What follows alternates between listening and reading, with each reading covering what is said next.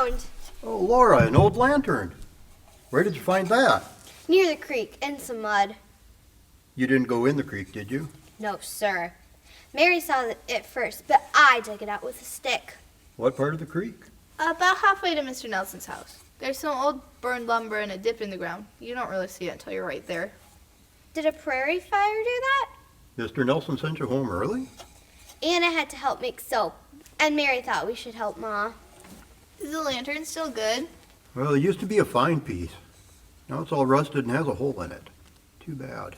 Why would someone throw out a good lantern, Pa? Well, I suspect they were in a big hurry. Would the Indians have forgotten it here? No, Mary, it's been a long time since they lived here. Why is that, Pa? Well, before you were born, there was a lot of fighting here. Was that burnt lumber a house? Did that happen when they were fighting? Could be, Mary. I hear stories. It was a very hard time. Pa, why were they fighting? Remember when you and Anna Nelson both wanted Charlotte? You both got angry and it was a long time before you became friends? Yes, Pa. She made me very upset, but now we get along just fine. Well, a lot of people came here from the East and even Europe. They wanted to make a living farming and building. Their government said it was okay, but the Dakota and Ojibwe already lived here. They fought over the land and many people died. Why couldn't they share? For a while that worked, and then more people moved in from the East and pushed the tribes out. That doesn't seem fair. Well, natives and settlers struggled to survive. They didn't understand each other. Dakota were to get food and supplies as part of the agreement with the government, but that agreement was not honored.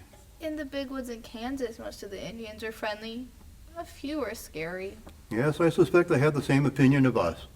With mistrust and greed, promises were broken. Many people were hurt and killed. They broke the commandments? War is never good, even when it's necessary. I don't understand. Were they all bad people fighting? It's hard to explain.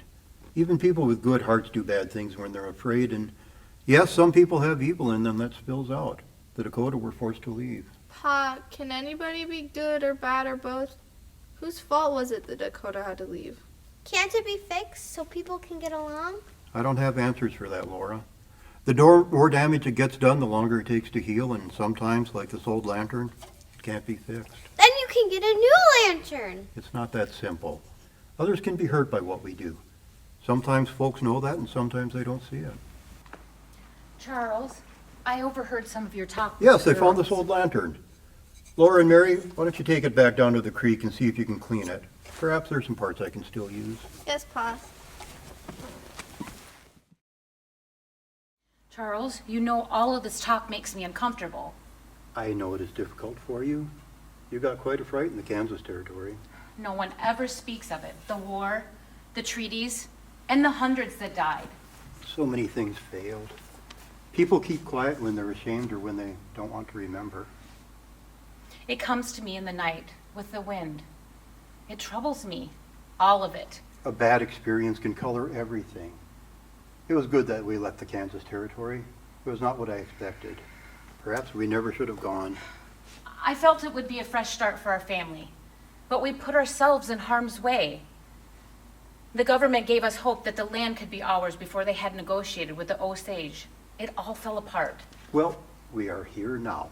The girls should begin to understand that most people are well-meaning. They should not be afraid of people because they look or sound different.